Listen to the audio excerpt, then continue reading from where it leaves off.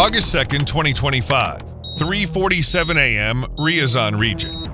4 blips flare up on the screens of the on-duty crew at Russia's most modern surface-to-air missile system, the S-400. On the display, they look like a flock of birds, except this flock is flying in an almost perfect formation.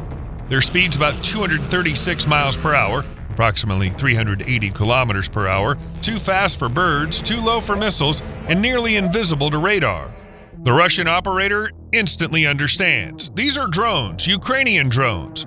Within milliseconds, the computer analyzes the radar signatures and pops up identifying information. UJ-26 Beaver kamikaze drones, which Ukraine frequently uses for strikes deep inside Russian-held territory. Their objective today is unmistakable. They're headed toward Moscow, straight for one of the largest oil refineries in the Moscow region. Time, which until this moment had been dragging, suddenly begins to race. The drones rapidly close the distance to their target. Radars now show 30 miles, or about 52 kilometers, to the refinery, and only 16 miles, or 27 kilometers, to the S-400 battery position. The 4 drones are skimming almost at ground level, hiding behind terrain contours. Their flight is a shadow sliding over the night plain. Then one abruptly climbs to 2,600 feet, about 800 meters. This is not an operator error, but a deliberate calculation.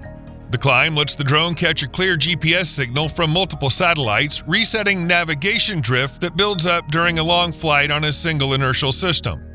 At the same time, the sudden ascent is bait meant to force the air defenses to reveal themselves. That maneuver presents the Russian air defense crew commander with a dilemma. Fire now, and he may waste millions of dollars because 3 drones are flying at minimal altitude and will soon enter radar dead zones where they become unreachable for S-400 missiles. In the launch tubes behind him sit 48 N-6 missiles, each costing around $2 million. Do not fire, and he risks being asked why he let a clean target at 2,600 feet go. If those drones strike the refinery, his career insignia could be at stake. He has 14 seconds to decide. He chooses to risk the millions rather than risk his stars on the epaulets. Launch. 2 48 N-6 missiles erupt from their canisters, scream into the sky, leaving thick plumes of flame, and within seconds accelerate to about Mach 6. But the Ukrainian forces had foreseen this. At the command, all 4 drones suddenly drop to about 650 feet, roughly 200 meters, diving into the radar dead zone. Their returns vanish from the Russian radar, and without radar illumination, the semi-active radar homing heads of the Russian missiles go blind. The missile's auto-protection triggers, and they self-destruct about 80 meters above the ground. Thousands of steel fragments that could shred any aircraft instead tear through empty air. A bright glow lights the night sky, but the result is 0. A few seconds later, responsibility shifts to the next and last line of defense around the refinery, the Panzer systems. 2 Panzer S-1 batteries must stop what their more prestigious colleague, the S-400, could not. On the Panzer radars, the drone returns look like a barely perceptible rustle against a background of noise, and the time left to strike is melting like ice in the hand. Then another surprise. The 4 heroic drones that had slipped past the S-400 suddenly climb and eject triangular aluminum reflectors. To radar, this is the same as a flashlight being shown into a person's eyes, a flash. Barely visible targets instantly become huge. The Panzer computers immediately classify them as long-range cruise missiles. For the Panzer, that becomes the highest priority. One by one, they launch their missiles, first, second, third, fourth. The drones keep dispensing cheap aluminum angles that the Russian Panzers shoot up like targets at a firing range. 2 Panzers fire 24 missiles in total, each costing roughly $100,000, about $2.4 million in all, to intercept aluminum triangles worth a few $100s. Excellent business. Add to that the $4 million expended on the parade of drones in front of 2 48 N-6 missiles from the S-400. Even if those 4 drones did nothing else, they would have already paid for themselves many times over. But their performance is not finished. The second act is complete, and Act 3 begins. While the valiant quartet perform from one direction, another 8 performers, Ukrainian UJ-26 Beavers, are sneaking in at ground level from the opposite side. They approach at 40 to 80 meters, about 130 to 260 feet, inexorable as a divine sword. The Ukrainian forces exploited the Panzer's weakness. Its radar provides 360-degree coverage, But to swing a 3-ton turret with twin 30mm guns, it needs 5 seconds. In modern combat, 5 seconds is almost an eternity. The Panzer commander shouted, "Turn!" Electric and hydraulic motors howled, the turret jolted and began to rotate. 10, 30, 60, 90 degrees. Meanwhile, the Ukrainian drones rapidly closed the distance to the target. 10, 9, 8 kilometers. Finally, the turrets completed a 180-degree sweep. Their guns recoiled and spat tracer-lined arcs of fire. One drone detonated, then the second, the third. But precious time had been lost. Those 5 seconds needed to swing the turret proved decisive. 3 drones slipped past the Panzers and rushed toward an already defenseless target. Almost simultaneously, 3 explosions rocked the plant. The hit struck oil storage tanks. Thousands of tons of fuel turned everything around into a burning hell. Steel structures, softened by 1,000-degree flames, became pliable like modeling clay. Cracking columns plunged into the inferno, followed by heat exchangers used to heat crude. The most resilient elements were the catalysts used to upgrade low-octane gasoline fractions into high-octane fuel. Even they succumbed to the onslaught of fire. This was not merely a strike against equipment, this was a calculated, precise act of destruction. Gasoline is the blood of war, and the Ukrainians have learned how to perform effective bloodletting on their enemy. Each month, the Ukrainian military strikes 10 to 15 refineries. At this rate, Russia, once one of the world's largest fuel exporters, is on the path to becoming an importer. While the fiery inferno was consuming the oil refinery near Moscow and thick black smoke spiraled into the sky, another battle was beginning elsewhere. 6 Ukrainian UJ-26 drones were flying toward their target at extremely low altitude.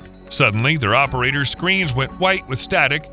GPS was gone, communication cut off. The drones were blind. The reason was the Crocus 4, a Russian electronic warfare vehicle designed to jam the entire frequency range from 0.1 to 18 gigahertz with high, concentrated power. If the GPS signal could be imagined as a whisper, by the time it reaches a drone, it's already faint. Now imagine powerful speakers blasting nearby. That's what the Crocus was for the drones. The drones automatically switched to inertial navigation, which relies on gyroscopes and accelerometers. But when flying hundreds of kilometers, even the tiniest error accumulates, turning first into tens of meters, then hundreds, leading to a mess. The Ukrainians, however, had prepared for this scenario. The lead drone, after losing GPS signal, followed its preset contingency plan.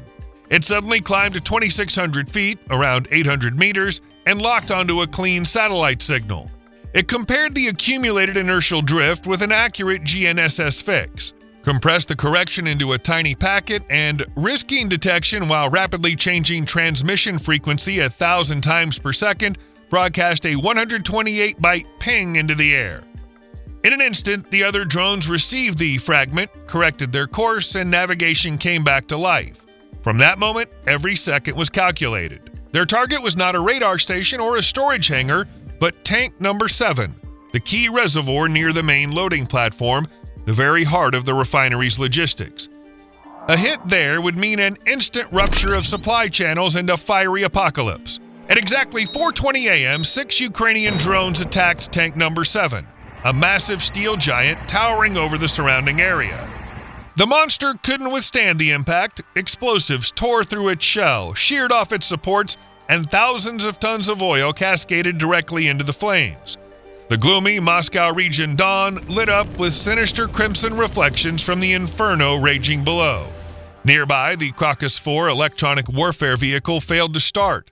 Seeing the advancing wall of fire, its crew panicked, abandoned their $20 million machine, and fled.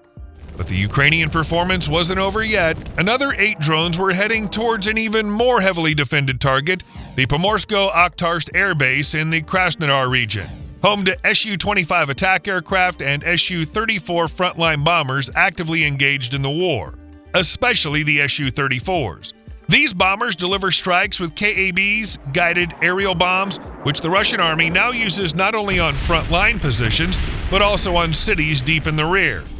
Even the smallest in that class, the KAB-500, weighs 1,100 pounds, 500 kilograms, and can bring down a multi-story apartment building with hundreds of residents inside.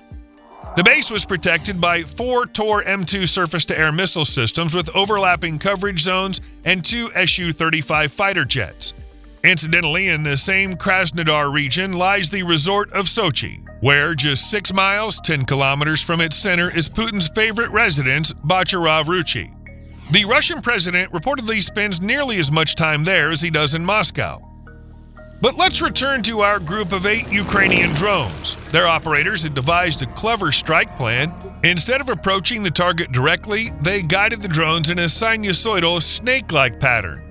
This type of flight consumes more fuel but breaks predictability, creating uncertainty about where interception might occur.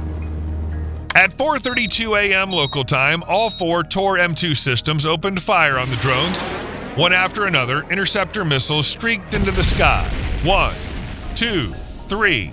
In just 30 seconds, 32 missiles were launched, 4 per drone. Then something extraordinary happened. Receiving live intelligence updates, the Ukrainian operators suddenly ordered their drones to climb from 330 feet to 2,600 feet, from 100 meters to about 800. It was a risky maneuver.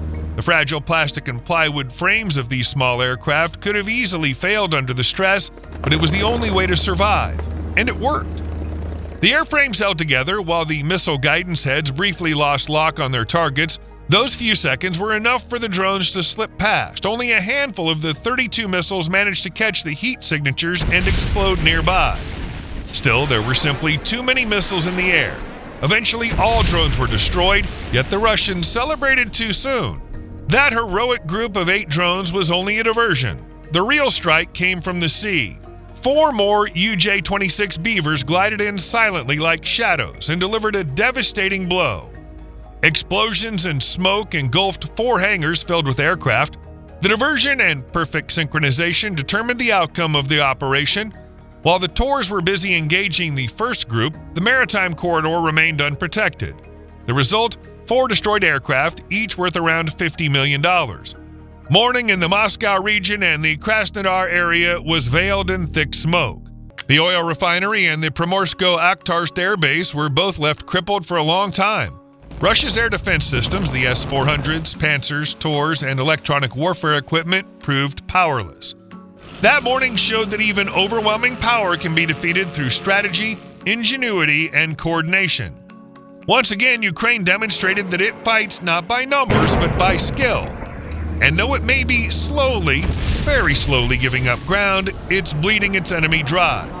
Whether the Russian bear can survive such relentless bloodletting for another year or two remains an open question. What do you think? Share your thoughts in the comments. Thank you for watching, and don't forget to like and subscribe. See you again soon.